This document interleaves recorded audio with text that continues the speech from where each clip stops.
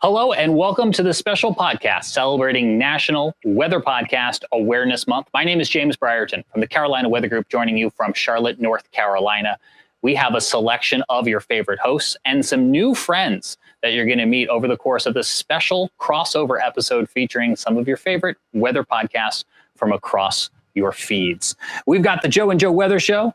We've got Stormfront Freaks. We got WeatherBrains. We got the Weather Lounge. We got Chaser Chat. Some of you are joining us right now live on YouTube and Facebook. And if you are, you're invited to join our conversation by asking a question or sharing a comment as we go through this live broadcast. Some of you may be listening to this show later on as a part of your favorite podcast feed. And so we invite you to check out the description for links to all of the shows we just mentioned here. We're going to have fun over the course of the next little bit, guys. So glad you're all here. I really think this speaks to the collaboration we see in the weather community as a whole. Whether it's during severe weather or during forecasting, the whole spirit of weather in this country is to collaborate, share data, share science. And that's why all of these shows that could just as easily be competitors are here together now for the shared love of the science that you all, our audience, do enjoy.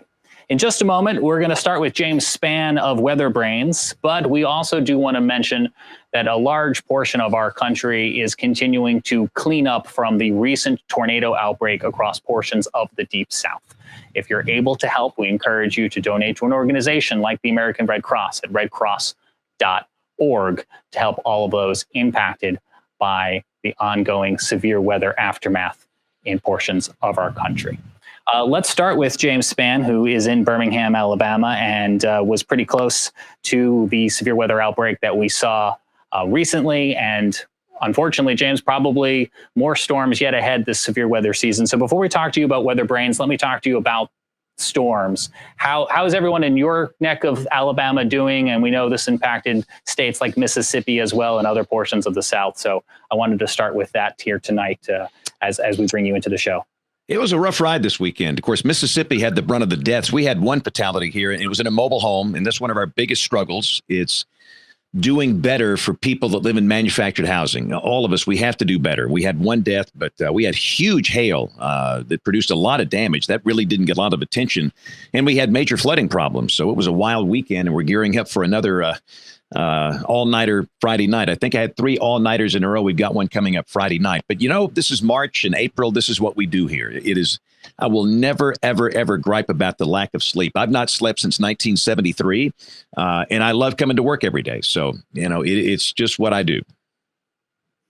Well, we appreciate as colleagues, but as audience members and community members, all that you do, both on WeatherBrains and on ABC 33 and 40, trying to keep everyone safe. And I think if I can speak on behalf of meteorologists across the country, we try to emulate exactly what it is that you do so well, both on air and online. So let's talk a little bit about WeatherBrains, because as I think I told you the last time you were with us on the Carolina Weather Group, I kind of see you as the godfather of weather podcasts. We're all kind of imitating what you have started.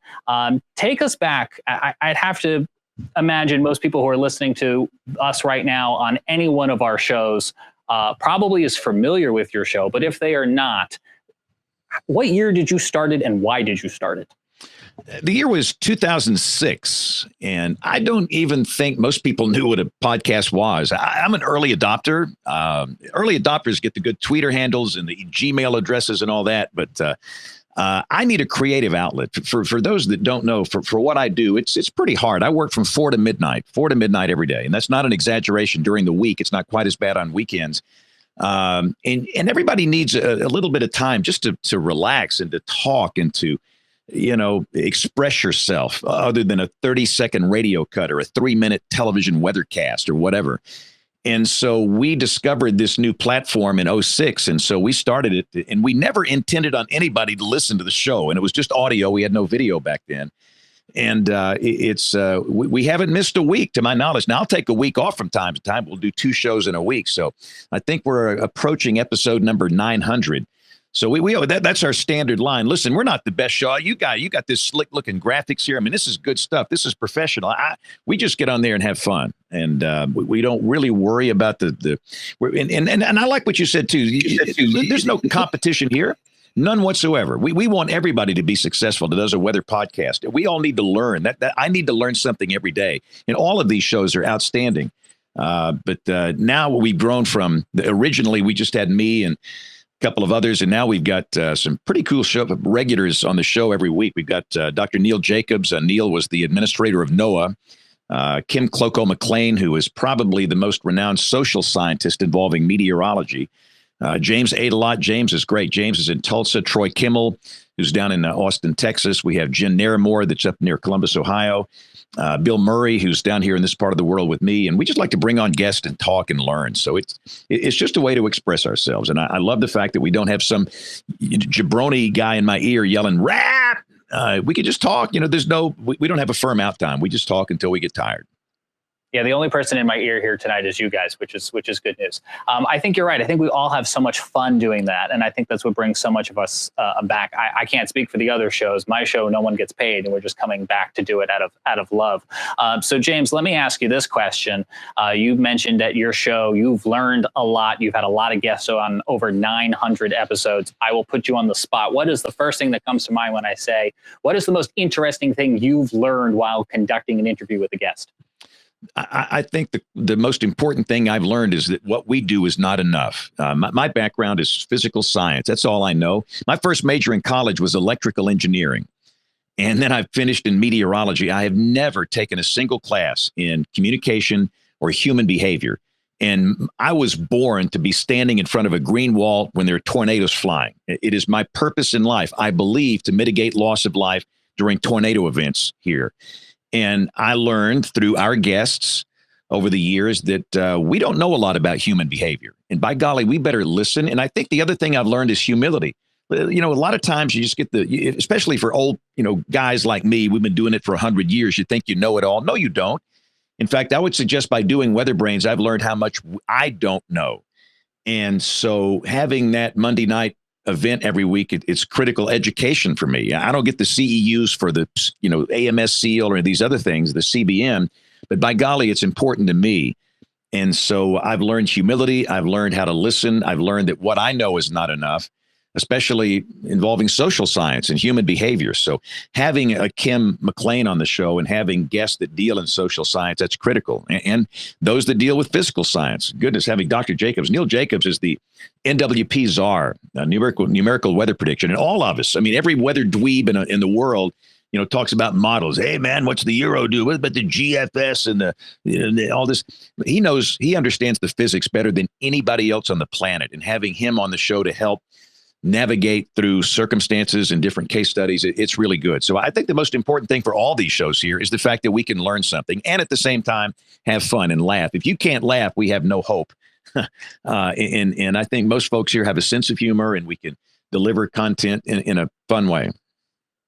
I think laughing helps keep us sane. We'll say hello to Timothy, who's watching with us on YouTube during this live chat, saying good afternoon and good evening to all of us here, including the two Jameses, Phil, Joe, Mike, and Gabriel. I'm going to ask in a moment for some questions from the other folks and the other shows who are joining us who maybe would like an opportunity, James, to ask you a question directly. Before I do that, you've got the 1,000th show on the horizon.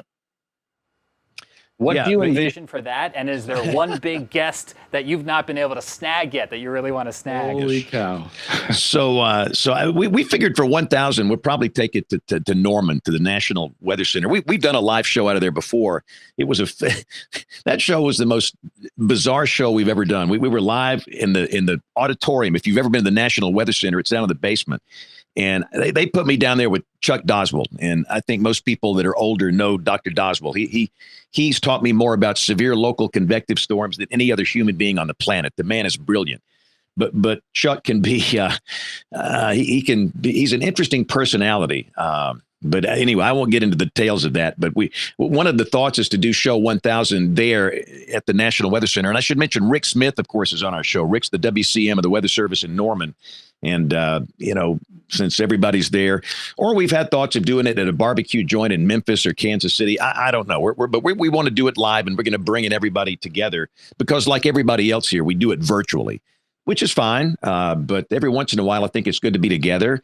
And, I really missed the conferences during the COVID stuff. In fact, I'm back on the speaking tour. I was at Ohio State at their symposium this year, and I was scheduled to be in Iowa last week, but I couldn't go because of the severe weather. But being back around friends and just talking in person, there's something healing about that. And I think that's the other thing, too, that we've really tried to talk about a little more in recent years. It's mental health.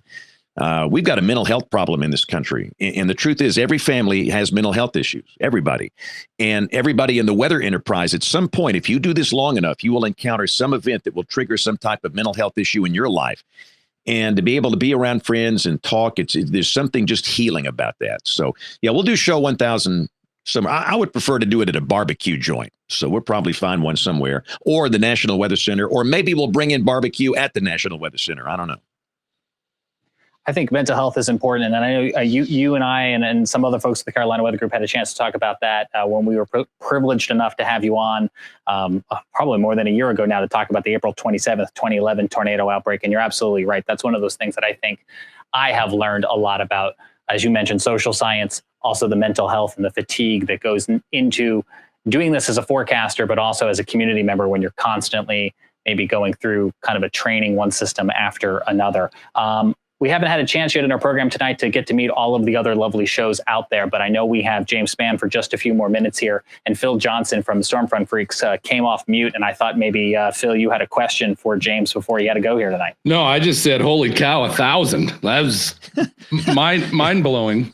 It's about time to stop, probably. I mean, we need an exit strategy. Well, so that's my question, James, is so you've been doing this now almost 1,000 episodes. What and you talked about how you like keeping it pretty low key, nothing too fancy. But what would you say? Do you have any goals in the horizon with WeatherBrains? Anything new you'd like to do with it? Well, I think, and listen, I'm people all the time, they ask me, when am I going to retire? Never. I will drop dead doing this show or on that green wall or something. I just can't. The minute I stop, I'll be dead within 6 months.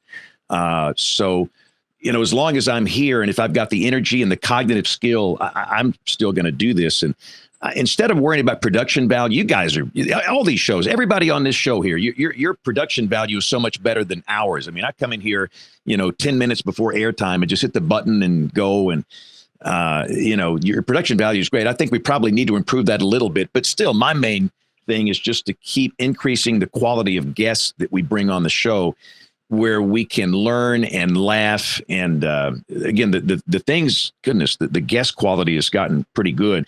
And we need to tackle some of the hard topics. We brought Ryan Hall on the show, and half the people said, I'll never watch your show again, you bunch of sleazeballs. And the other half is, this is the greatest show you've ever done. But I think it's important to bring on people like that, to let them talk and, just to air it out. And we're probably going to do a storm chase deal. And all of y'all have done storm chase episodes, and we have. But lately, this yin-yang stuff on the tweeter, it's not healthy. And I'd like to kind of, if anything, facilitate maybe just bringing some people together. But no, I'm not going to worry about the production. I'll let you guys do the slick production. We're just going to keep trying to bring on quality guests. And guys, I hate to go, but I've talked way too much here. But I've got to go open the 6 o'clock. The 6 o'clock news starts now. We're still doing Ron Burgundy newscast here. Good evening. Good evening. I don't believe you. So I've got to go open it up. But again, for all of our WeatherBrains folks, be sure and check out all these other great shows. I mean, we always say we're the oldest weather podcast in the universe, but we're not the best one. The best ones are here on this show. So thank you guys for letting me come on tonight. And I'll be listening. I'll hang up and I'll be listening. And we'll put this up on our stream, on the WeatherBrains stream later. Thank you, guys. Thank you, James. That's James Spann, WeatherBrains, and he's going to go open the 6 o'clock news there on ABC 33 and 40. It's always great to talk to him. Phil, we just had your mic open, so let's roll right on down over to you. Talk a little bit about Stormfront Freaks. You guys have a great show. I've listened many a times. I think you guys also sometimes do a segment where, and I'm jealous of this, so this is why I'm bringing it up. I think you guys will play a game about who's drinking, right? I wish I had something right now. All I have is water. We started, James, in 2016. So 10 years after WeatherBrains had already begun. And when we started the show and when I had the idea, I had just started listening to podcasts and certainly had a strong interest in weather. And I thought, this might be something really kind of neat to explore. So I actually, at that point, so this was in early 2016, I looked to see what was out there. And I really saw two podcasts that were currently active, still producing shows. And that was, of course, WeatherBrains and Carolina Weather Group. And so I thought, well, and my idea was certainly to create an entertaining podcast, weather podcast, which when you're talking science can sometimes certainly be a challenge to create something that's entertaining. So our philosophy is really to create kind of a late night talk show, Tonight Show kind of format where we usually have a primary guest in on the show that could have any background or connection to weather, but something that I always feel is really interesting or sexy or, something fun. And then we also will tend to have some really funny or strange segments following the guest. We have hashtag Weather Fools.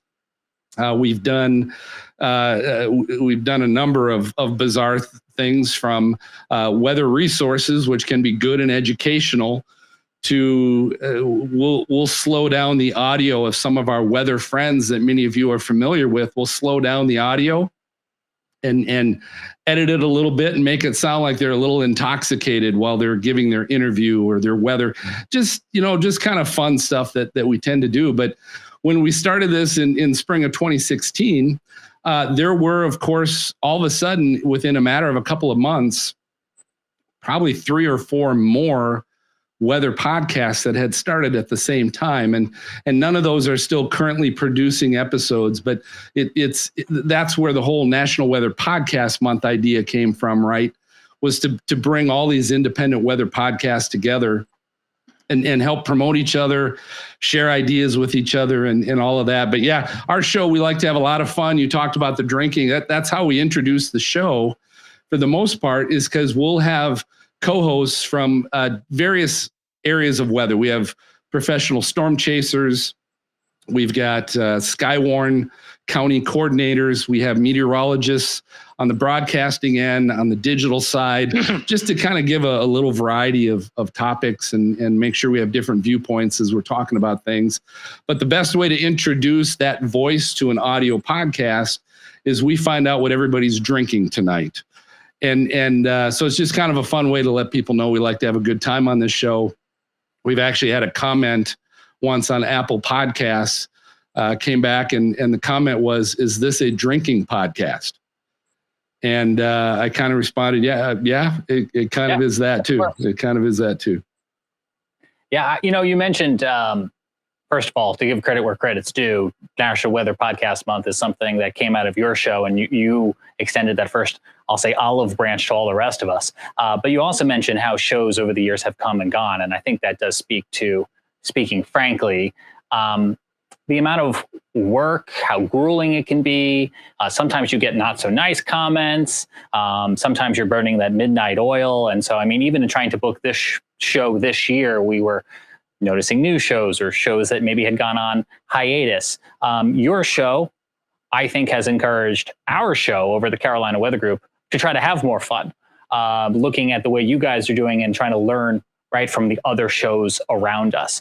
You mentioned you guys have had some really big guests on, and I'm curious to know, Phil, is there a guest who you've had on, and maybe you haven't said this out loud, but you go, I can't actually believe that we booked them and they came on. I never thought that was actually going to happen. Well, and you probably know, I mean, and everybody on here knows, when you start this thing, you're just kind of reaching out to people maybe you know, or know of, to kind of help you out. I mean, our first few shows, our first show was some physicist that we had on from a company that was designing this machine that is supposed to detect tornadoes through electrical energy, kind of a thing. And I thought, well, that sounds kind of interesting. And so, but it was a physicist, and you can imagine how that conversation went, no matter how many beers you might have had.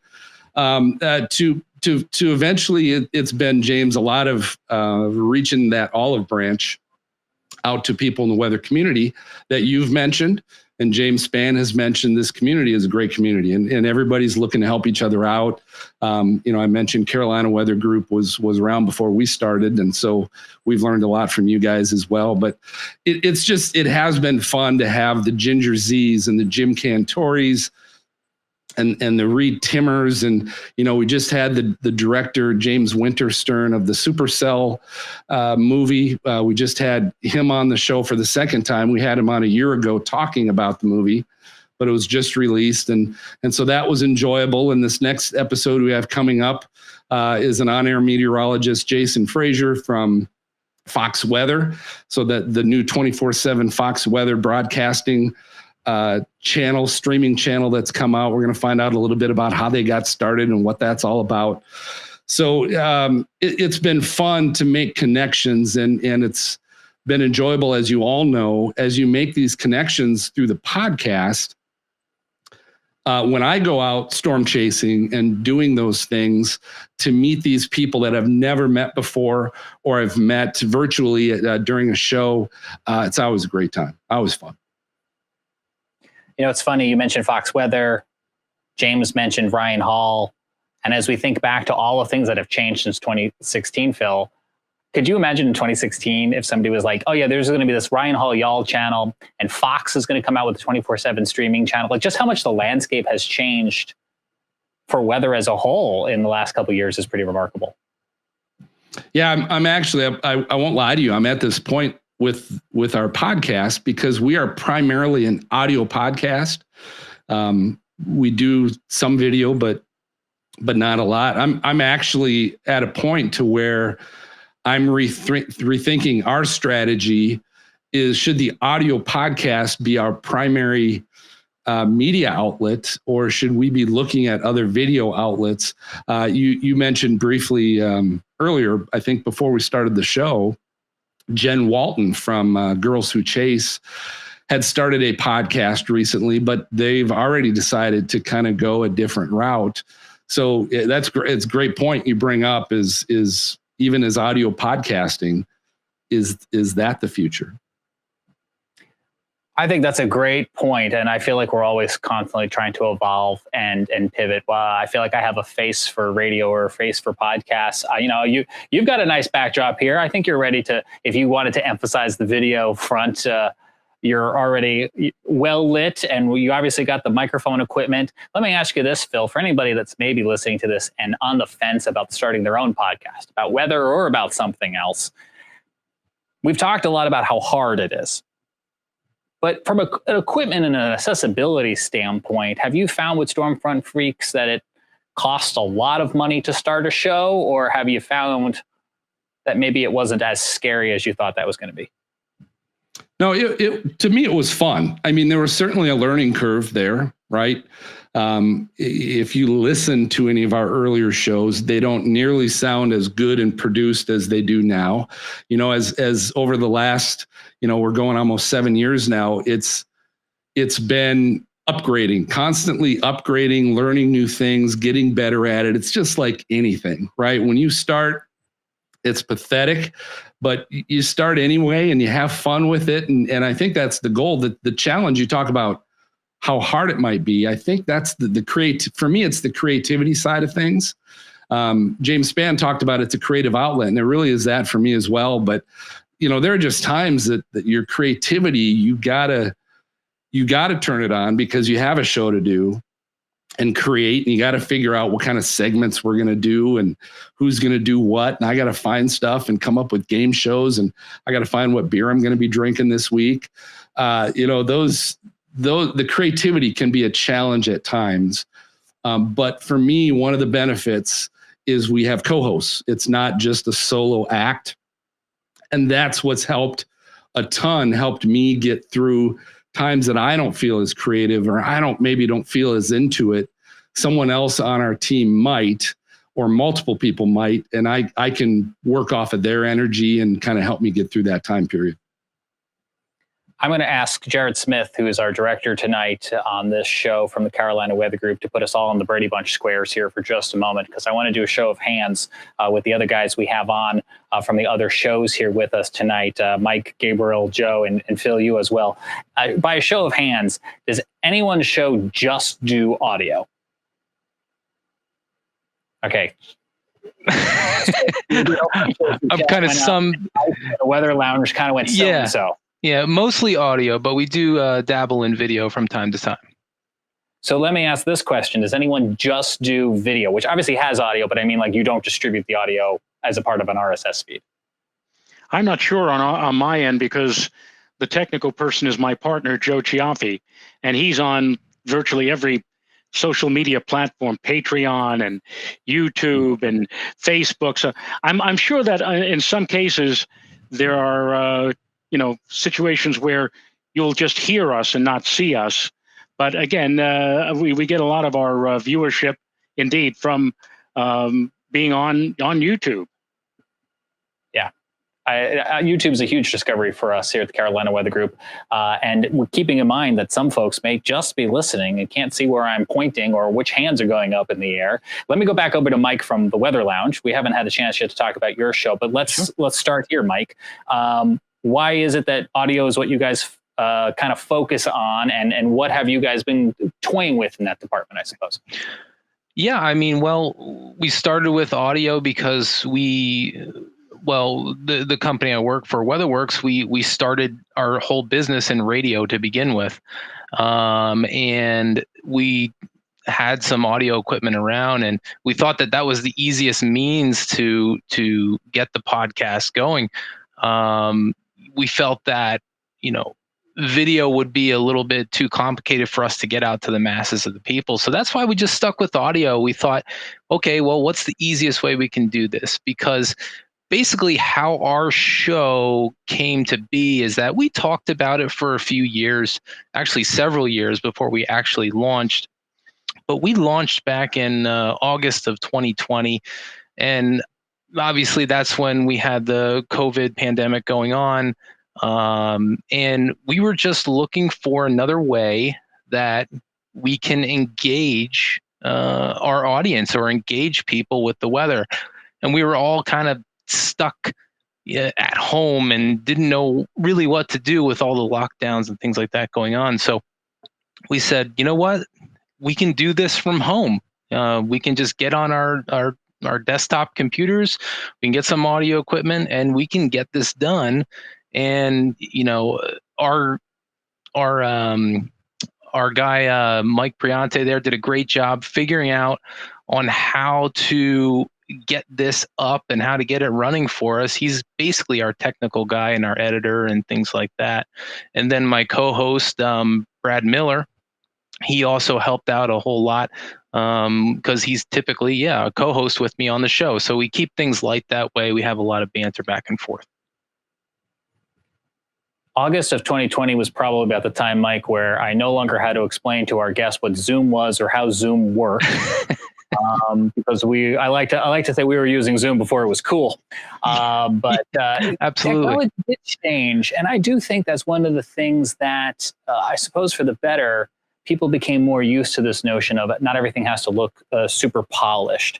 Tell us a little bit more about your show, Micah. What can viewers, or I guess I should say listeners, expect out of the Weather Lounge if they haven't had a chance to listen to you yet?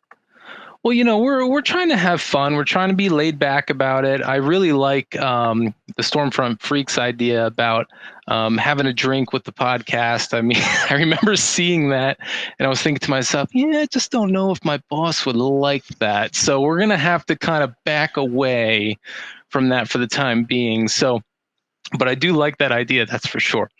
But yeah, we like to be laid back about it. And, we like to relate the weather to how it affects people's lives, how it affects different companies, different job duties. So from that, we've had guests ranging from the director of grounds for the Philadelphia Eagles and how they deal with the weather. We've talked to military colonels on how the weather affects their operations on the battlefield. We've talked to the hurricane hunters, climatologists, Dr. Richard Alley from Penn State University. He was one of my professors. And even the director, Jamie Winterstern, that you guys mentioned, we talked to about the Supercell movie. So, we had I honestly got to say that I'm pretty much floored that all you have to do is really reach out and ask. And people are more willing to do these interviews on podcasts than you really do think. And if anybody's out there looking to start a podcast, just go for it. Just try it. Just ask. You'll be surprised how many people actually say yes. So don't think that they're going to automatically say no. Don't have that in your head. It's amazing what you guys can really accomplish. Yeah, and I'll piggyback off of that if I can, Mike. For anyone who's watching or listening and thinking about starting their own show, I have had the same experience where guests will say yes. And I think they're just so excited to share and talk. They don't really care if it's 100 people or 1,000 people or 10 people who might be watching and listening. These are really, we want the shows to be entertaining. We want the shows to be insightful, but really it's just a bunch of friends hanging out at the end of the day. And I think people are anxious to be a part of that. You mentioned all of the great ways that weather has intersected with everyday life. You mentioned baseball here in Charlotte. The Charlotte Knights, our minor league team, are getting ready for their opening night on Friday.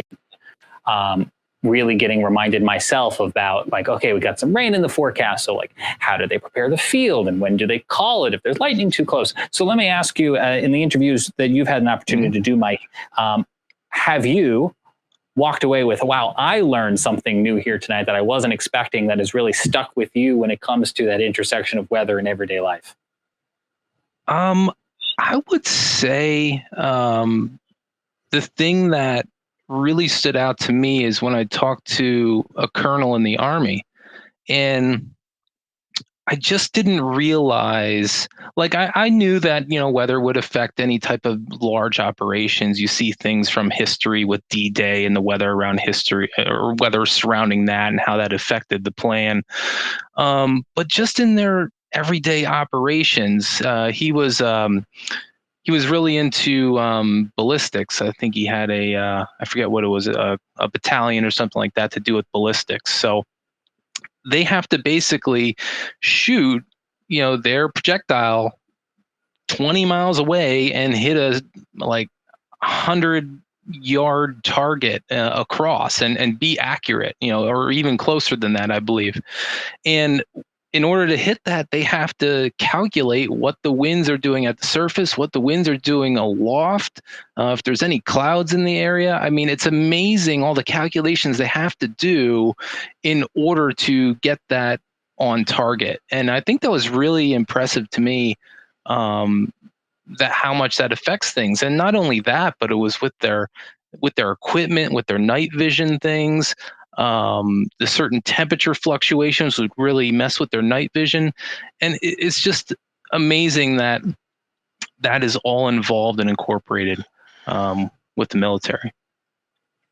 This is the producer and me speaking out loud now, Mike. But as you were talking, I was thinking about a similar application. And there's a podcast for this one, too. So, Phil, write this one down for next year. Fantasy football weather guys incorporate some of what you were just talking about, Mike, right? What's in the atmosphere? How heavy is the air? Which way is the wind blowing? And how, in their case, you actually stack your football lineup.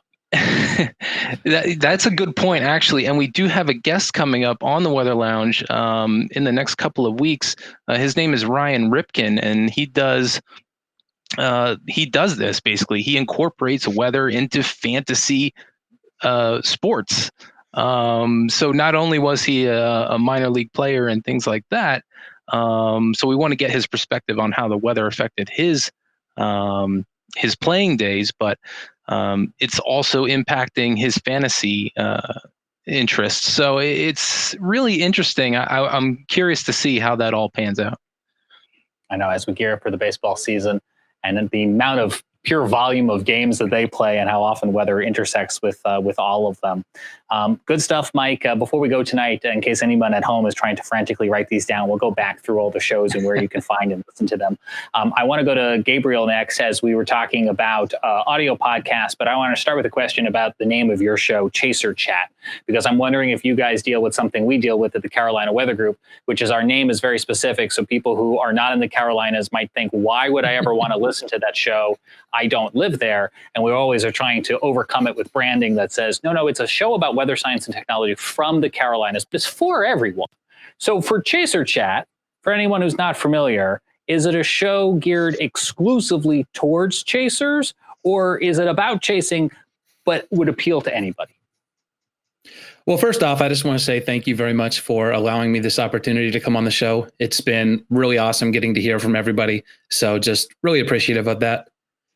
And to answer your question, it is definitely a show for anybody who is, I would say, peripherally interested in the weather, because even though it's called Chaser Chat and it does more or less specifically target people who storm chase, we have such a wide variety. I say we like there's more than one person. I have a lot of guests on the show.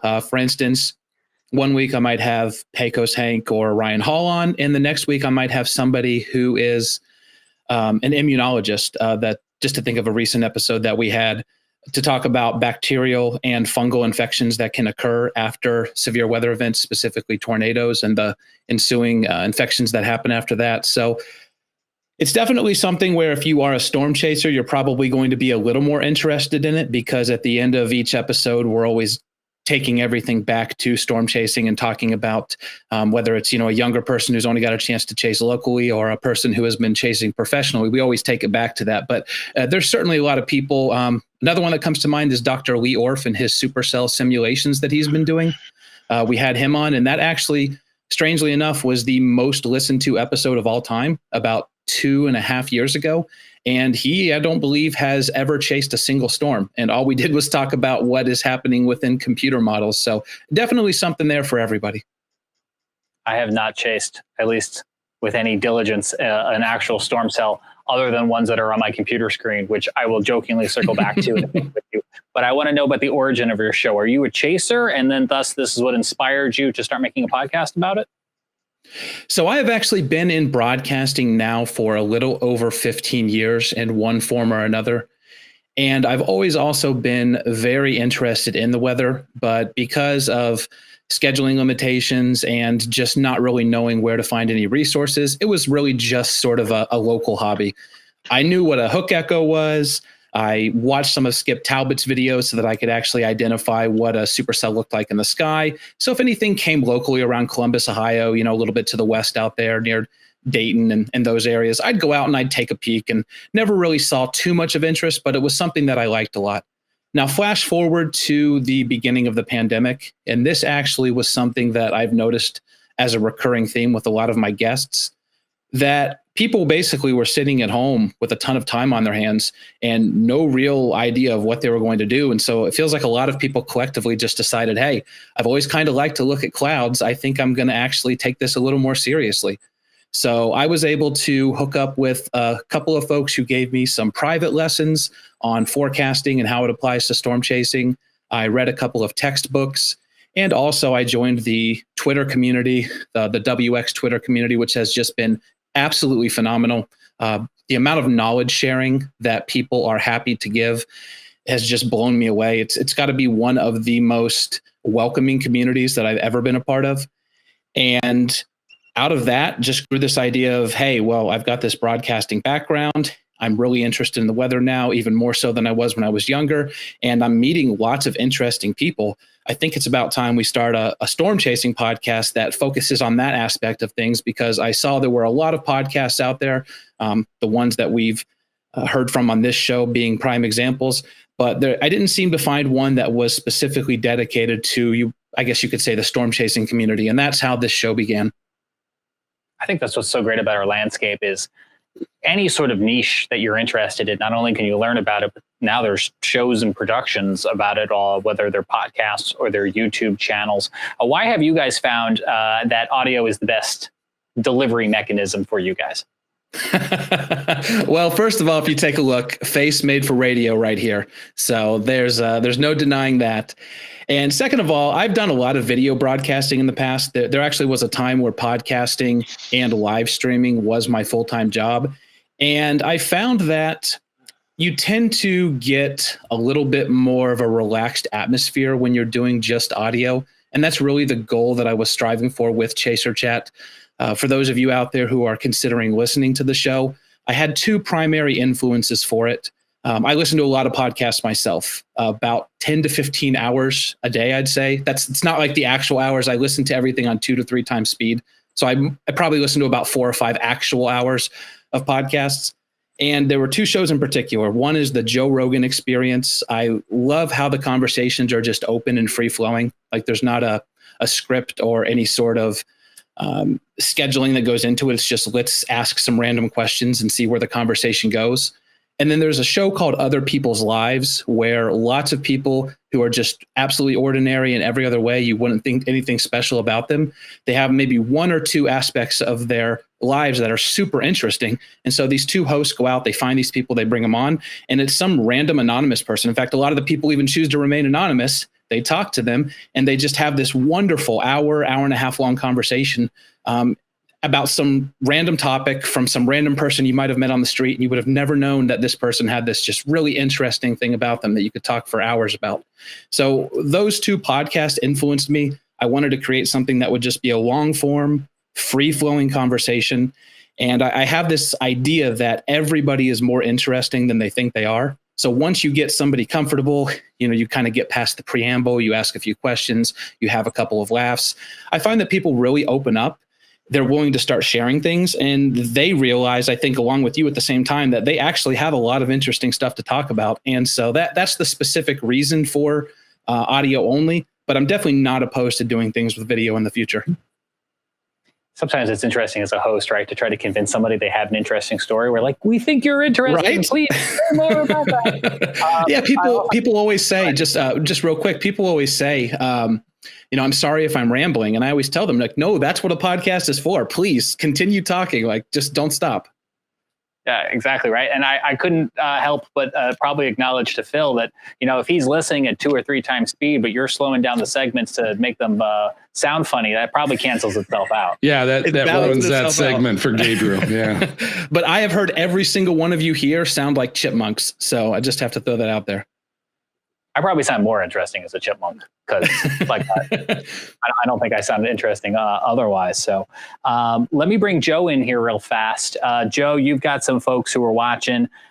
They're watching with us tonight here on Facebook and on YouTube. And I think it was Rock Doc who was asking whether or not you have a new episode out tonight or tomorrow, or when's the next Joe and Joe Weather Show drop. So since I think we're simulcasting on your YouTube channel right now, I thought maybe you could address that directly. I can address that. Joe Chiaffi, my cohort on Joe and Joe, is in Florida. Actually, I believe tonight he is commuting back home from Florida. And so no Joe and Joe show tonight, but we will be back as we normally are during the week, except for Friday nights, unless there's something special going on a Friday. Monday through Thursday, we're on from 7:35 Eastern time to usually about 8:35. We usually go at least an hour on our show. And then we take off on Friday and Saturday. And then we're back on Sunday, but not in the evening. We're on at 11 o'clock in the morning, and we call that segment Coffee with Joe and Joe in the early part of the day. And we have a lot of fun. We have about, I'd say about 200 hardcore viewers that watch us on a regular basis. But when there's something significant about to occur, like a major winter storm or the approach of maybe a tropical cyclone or a hurricane, we see our numbers rise. We have seen on our chat board numbers on the order of 400 and even 600. And once we even touched 1,000 viewers, and that's not including those who are not on the chat board. We have a lot of lurkers out there who aren't necessarily on the chat board, but are watching us nonetheless. So it makes Joe and I feel viable. We no longer, the two of us have about 40 years experience each in broadcasting, both on radio and television. And unfortunately, at least up here in the New York market, they don't seem to be interested in people of our age or our experience. So we are doing our show on YouTube. It makes us feel viable because we know that there are a lot of people out there who tune in every night, even during boring periods of weather, just to hear us and talk about weather. Well, I'm exhausted just thinking about all of those hours that you guys are doing as you were rattling off that schedule. I can't believe it's only one day a week that you're doing Who's Drinking What Coffee. But I will compliment what you said on that. I think the viewer, the listener at home, and if you're listening to me right now, this is where your big part comes in, plays a role in feeding that energy back into us. Right? If we're just doing this as show creators out of the love and enjoyment of doing it, it's those who are coming into the chat, as you mentioned, Joe, and engaging with us that make it so lively and so enjoyable, I think. I think so, too. The interesting thing about, I'm usually the one who monitors the chat board. Joe is the one who, Joe Chiaffi, is the one, my partner, who usually operates everything. He's like the switcher, if you will, putting up maps from places such as Tropical Tidbits, for example, or from the National Weather Service site, SPC, WPC sites. He puts those maps up. And sometimes I'll join in since I'm on Zoom, I could share whatever I'm thinking or whatever I'm looking at with not just Joe, but also everybody on the chat board. And sometimes it can get rather interesting. Sometimes there'll be people on the chat board who will have a different opinion as to what may be coming our way weather-wise from what Joe is indicating or what from I'm indicating. And we have a little bit of a discussion with that. But I have found it very interesting. I look forward to the shows each night and being able to interact with so many different people and being able to interact with Joe. Joe and I, we grew up on the Upper East Side in Harlem, in Manhattan, back in the day. We went to the same Catholic school, although we didn't know each other back then. And then our families moved up to the Throgs next section of the Bronx. We still didn't know each other. It wasn't until we landed at the same college, City College, in New York on the Upper West Side of Manhattan, that we got to know each other. We used to hang out at the weather station, the weather center there, got to know each other very, very well. And then we went our own separate ways. I ended up on radio. Joe ended up working as a behind-the-scenes person for people like Willard Scott and Al Roker at NBC4, and also worked for a time as an intern at the National Weather Service. The one thing we always wanted to do was work together at the same location.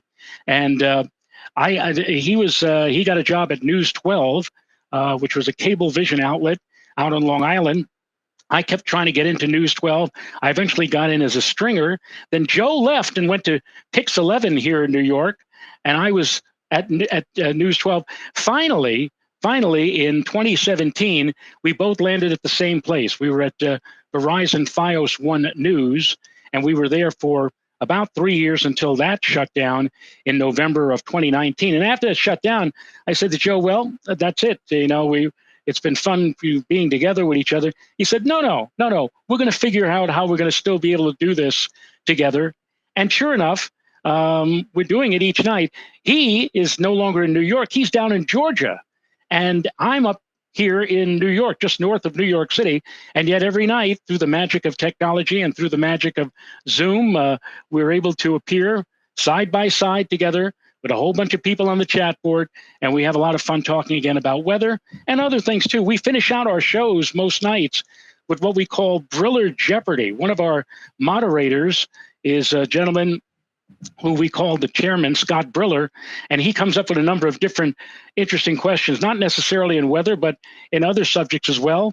And we'll throw them out to the chat board, and I'll throw them out to Joe, or Joe will throw them out to me. And that's usually how we finish out our shows each night with a bit of fun. So it's not really all weather, it's other things as well.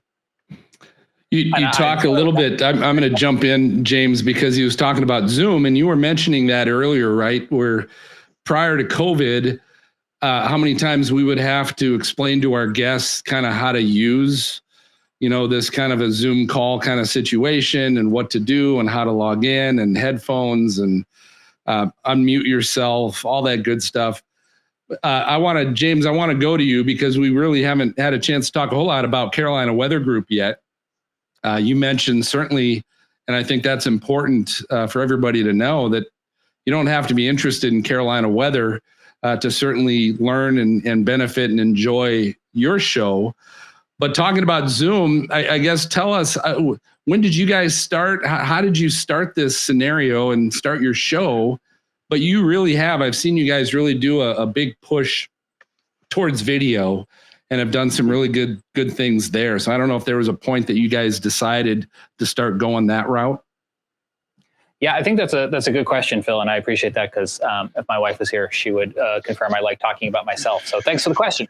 We're in our 9th season, and fun fact, I didn't even start when it started. I got invited on a few years in just to show how collaborative these things can be. And when we started, we were on Google Hangouts, and it was just like a straight, raw chat.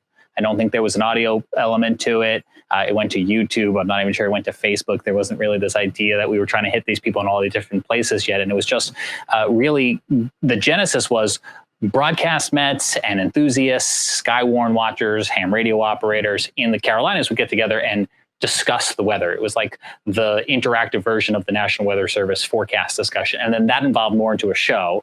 And then at some point, I guess it was 2016 or so, I think I joined. And that was around the time we were trying to then reach an even broader audience. We want to try to appeal to maybe parents and teachers and kids who want to learn, but also still be relevant to people who are experts in the field and try to teach them something new as well too. And that's where we, I think, have really ballooned now to try to do video, because that is, you think about the YouTube algorithm, and I'm sure the Joe and Joe Weather Show, I've seen this too. YouTube is such a powerful tool paired with Google to try to reach new audiences that you, at least I am, surprised with the people who show up. All of a sudden, we got people watching from California or Kansas or other countries. And that's really why we try to embrace, yes, our brand is Carolina Weather Group. When there's a hurricane or severe weather in the Carolinas, that's what comes first for us. And while we are, as co-hosts, all spread across the Carolinas, we do try to make shows that are really relevant to everyone. And a perfect example of this recently is our show got invited down to go to Kennedy Space Center in Florida for a space launch. What did that have to do with the weather in the Carolinas?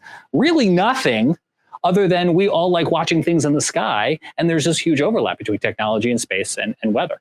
That looked great. I want to know a little bit more about that, because who all went down? I saw a lot of your stuff and your reports from there, but who all went down, and what was that experience like? So it was just me, which was a very interesting experience. It felt a little like Willy Wonka and the Charlie and the Chocolate Factory thing, where they were like, here is your one golden ticket. It is just for you. And it was like, okay. So if I were to ever get invited back again, I would probably try to really say, but can I please bring help? Because I shot everything on my phone using little DJI mics. There are microphones from other companies as well too, which really I think speaks, Phil, to how far technology has come. Because we shot the whole thing, both the live elements and what I essentially now lovingly calling the documentary version of it as well too, in 4K on the phone with wireless mics that captured right into the phone or streamed us out over 4G, 5G, and Wi-Fi, which is just, it blows my mind. First of all, talking about, and this was something Joe brought up, people behind the scenes pushing buttons. In his case, it's the other Joe. In my case, it's Jared Smith. Jared, can you turn your camera back on so we can see your pretty face? Because there he is. This is the man who not only tonight has been pushing the buttons, moving people around the screen, but also is the man who made my dream of the Kennedy Space Center stream happen, Phil, is because that man was back in front of his computer making me look not dumb. Nice. Well done, Jared. Because he didn't look dumb. He looked pretty smart. So that was good. And it was a team effort. We have a video editor who is in New Jersey. What does that have to do with the Carolinas? Nothing. He's just a great, excellent, smart young man. And he was taking in all of the video that I was about to say we, as Gabriel did in the Royal Sensor Chaser chat, that we were sending back, that I was sending back. So the videos were going from Florida to New Jersey, Florida to Charlotte to New Jersey, then down to Charleston. And then can I, James, are you okay if I ask a question to the whole group?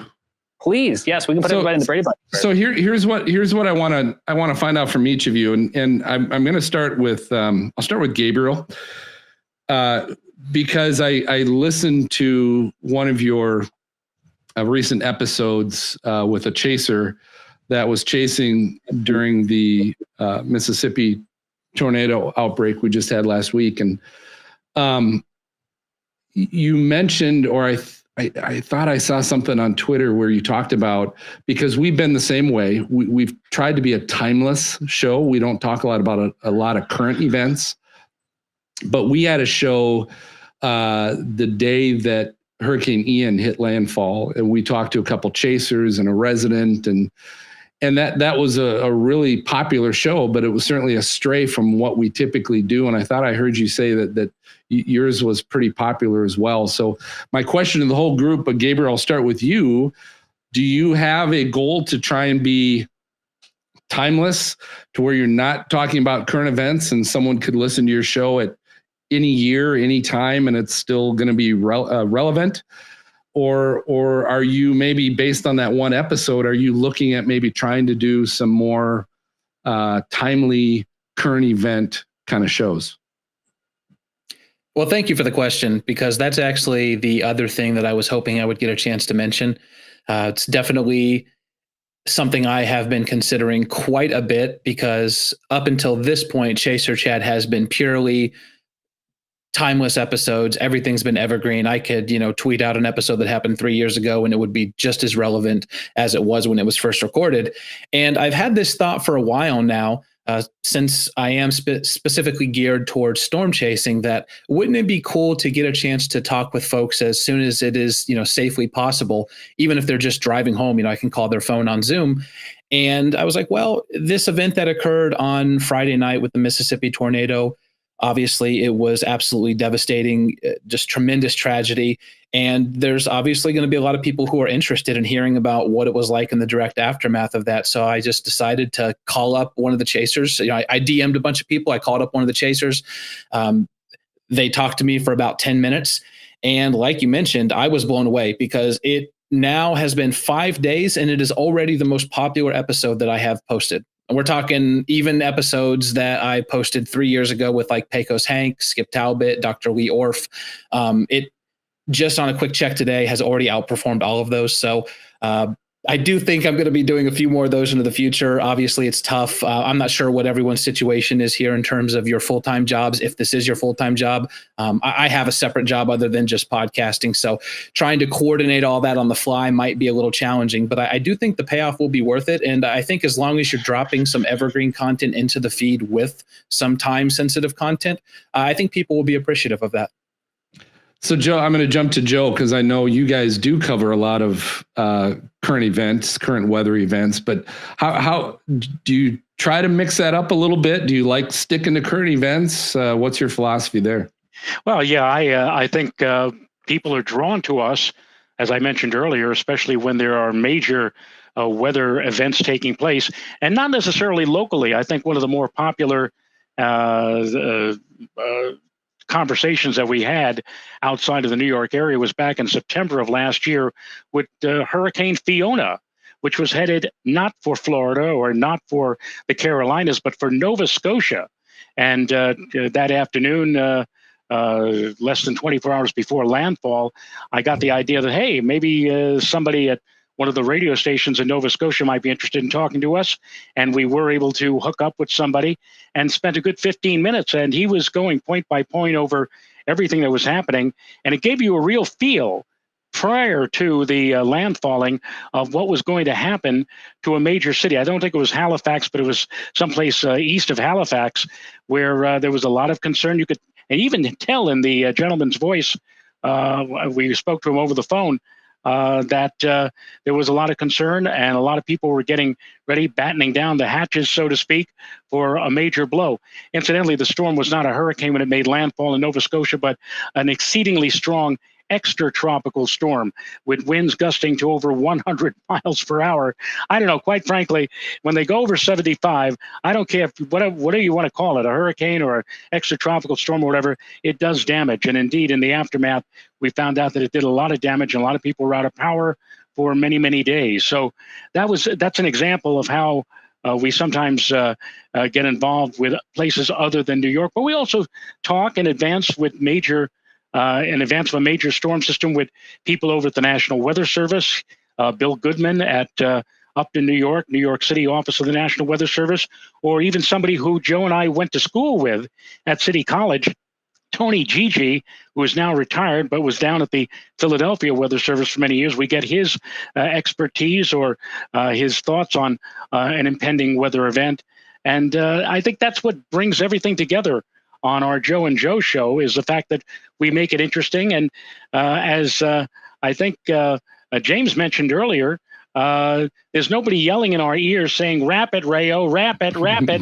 I mean, we can go when we get on a topic. We can go as long as we want. As Joe Jaffe has said many times, it's our show. Yep. We can do anything we want. We don't care if you don't want to watch us. Go ahead, go away. Then, but we're going to be here and we're going to talk about what we believe is important and what is interesting to our viewers, and that's great. That was always the most frustrating thing to me on television. Sure. Was the fact that if something really interesting I thought would be happening, sometimes up in the sky, I'd want to tell people about an overpass or an overflight of the space shuttle. And I'm just getting into it and telling people about it. And all of a sudden I'm hearing the director say, "All right, Rayo, wrap it. Or before the show even begins, Joe, we're going to cut you down from 2 minutes to a minute and a half because we're heavy tonight. And sometimes when that happens, I get cut down even more to like 115 or 1 million because whoever's in on the show, keeps going on and on and on. So it's great to be able to do a show like this on YouTube. And again, I give all the credit to Joe Chiaffi because he was the one who kind of drew me into this. It was just him doing a solo. And one night at FiOS 1, while he was doing his solo, I just happened to walk in the studio where he was doing his show. And he called me over and he said, come on over. So I sat down next to him. We were chatting about weather and other things of the day. And a couple of days later, he said, "Would you come back on the show with me?" He said, "The public demands it."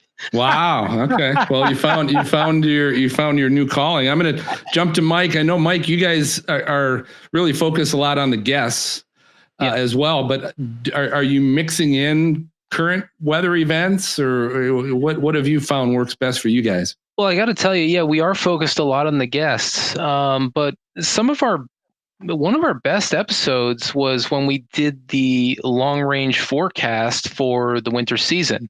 And that seemed to really, people are just enamored with what the winter might bring. So I feel like that one really hit a chord for a lot of people. So, and I know my co-host Brad, he's always pressing for us to, hey, we got to do something when a storm's happening. We got to be more on top of a nor'easter because we're up here in the Northeast. We're based out of New Jersey. And, but we always run into a conflict because then our actual duties as meteorologists informing our clients, that takes precedence over everything. So, having that extra time during the storm is always difficult to find. But maybe as we go into next winter, I think it's something we should consider a little bit more, especially hearing what Joe had to say there, at least before the storm. Maybe we get into the kind of crux of the forecast, what can go wrong, where this rain snow line is going to end up. Things like that might really resonate with a lot of our audience out there. So it's something I think we should probably consider a little bit more. Yeah, go ahead, Joe. Mike said one of his most popular programs was about long range and about the upcoming winter season, for example. I just want to bring up here, we've had this gentleman on the show a couple of times, and his name is Jim Witt.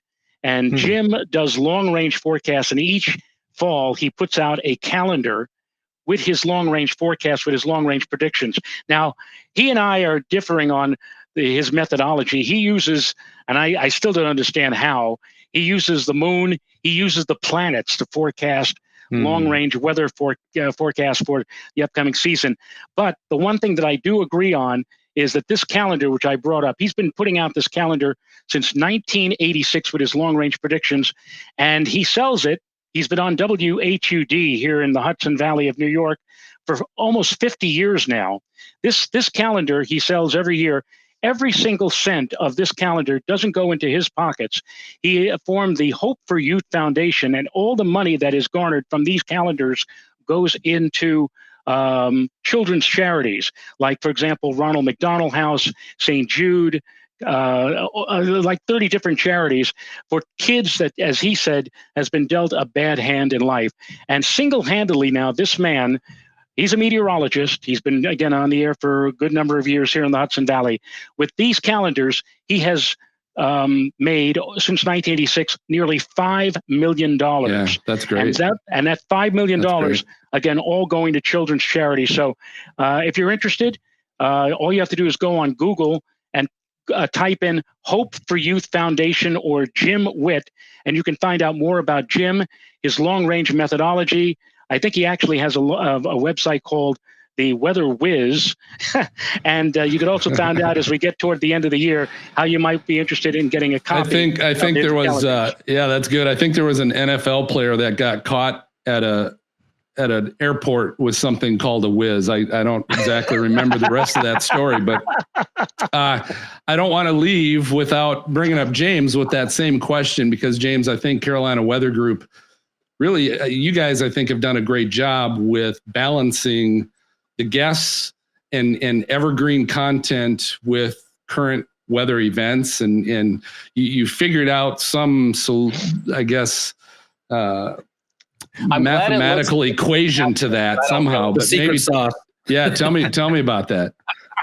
I'm glad it looks like we've got it all figured out, because I do think it's ever evolving. But yeah, I'm going to say we struggle with that too, in the sense of what Mike was talking about, in that we all have other day jobs and a lot of them are weather related. So it's hard to be in two places at once trying to cover severe weather. So we try to balance in our shows and in our feed what is evergreen, what is going to have, as the analysts like to call it, the long tail, where the audience can enjoy it for a really long time into the future. That makes it very productive on our part. But again, the community responsibility, the community outpouring, we really see those spikes in audience numbers when we come into severe weather, tropical season. And so we know that we are in a good position. We feel confident that we can help prepare ahead of the storm with forecasts, with understanding of impacts, by answering questions.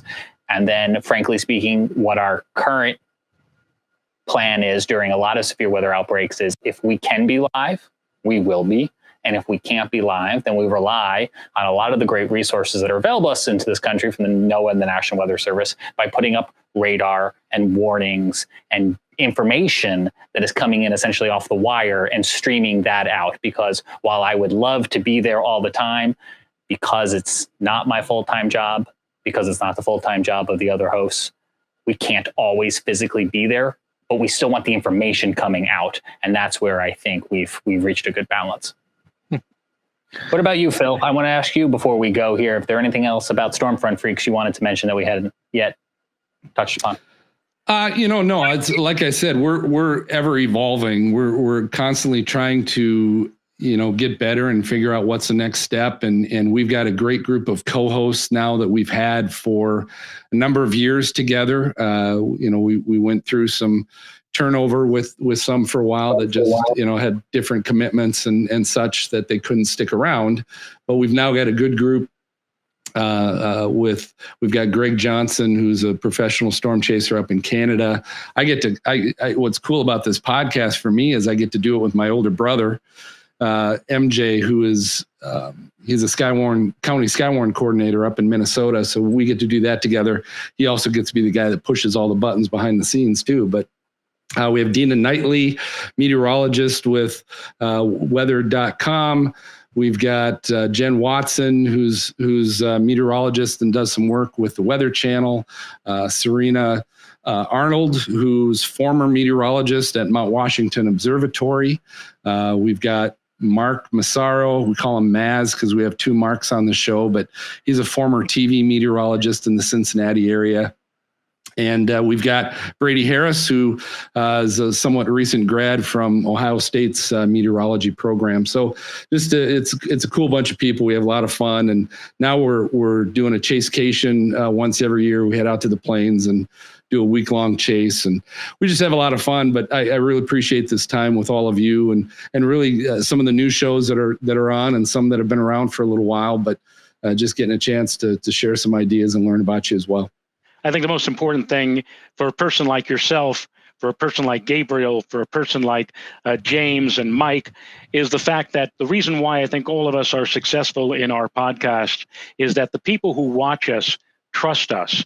I more often than not, I've heard from people who watch Joe and Joe and have told Joe or myself, we believe you, we understand what you're saying, but we have a trust in what you're telling us about, let's say, an impending big storm. Unlike television, some TV, weathercasters who really are being fed the information. They don't have any information, no knowledge whatsoever what they're talking about. But maybe a private weather service like AccuWeather is giving them all the stuff to say on the air. But there's not much in the way of credibility. I think that for people like us, people who are really, in some cases, even frightened about what may be coming their way in terms of a tropical cyclone or a major snowstorm or a blizzard or possibly losing power, they come to people like us to hear the real poop, if I may use that term. And I think that's where I think a lot of us get a lot of our credibility and a lot of our success on these podcasts and on these telecasts on YouTube is from the fact that people know who we are, they know of our knowledge, and they know that we're going to be telling them or giving them the best information possible based on the National Weather Service or based upon our own empiricism and our own knowledge that we built up over many, many, many years in the business. Real poop, Joe. You can use that term with me anytime. I get it. I get it. I love this hyper-local niche content you can't find anywhere else. As we wrap things up, each one of you in 10 seconds or so. Phil, you're up on the screen now. Where can people find and watch Stormfront Freaks? So just you can check us out at stormfrontfreaks.com, and that'll give you all the links and all the access to everything we got. Gabriel, Chaser Chat, where can we find you? You can find me on Twitter at CrazyGaby, that's Gabey, or you can go to @ChaserChat. You can also go to chaserchat.com. Mike, where can we find the Weather Lounge? You can find the Weather Lounge anywhere you find podcasts on your iTunes, your Google app, or whatever it may be. Just search us and we'll show up. Joe, where can we find you and Joe? You can find us on Joe Chiaffi's YouTube channel. Go on to YouTube, type in Joe Chiaffi, CIOFFI, and you'll be brought to his channel. And that's where Joe and Joe is most every weeknight, and again on Sunday mornings at 11 a.m. Eastern Time. I love it. Thank you so much. I'm James Brierton on behalf of the Carolina Weather Group, where you can find on YouTube, wherever you listen to audio podcast, or carolinaweathergroup.com. We appreciate you all joining us tonight here on our panel, and to you listening and watching wherever it may be that you are watching or listening. We appreciate your love for weather, and we hope you will check out one of these shows if you haven't already. And hey, if we forgot a show, we didn't do it on purpose, so drop us a comment. Let us know what shows you want to see in next year's National Weather Podcast Month. On behalf of all these great guys, I'm James Brierton. Thanks so much for joining us. See you again back here real soon. Bye-bye.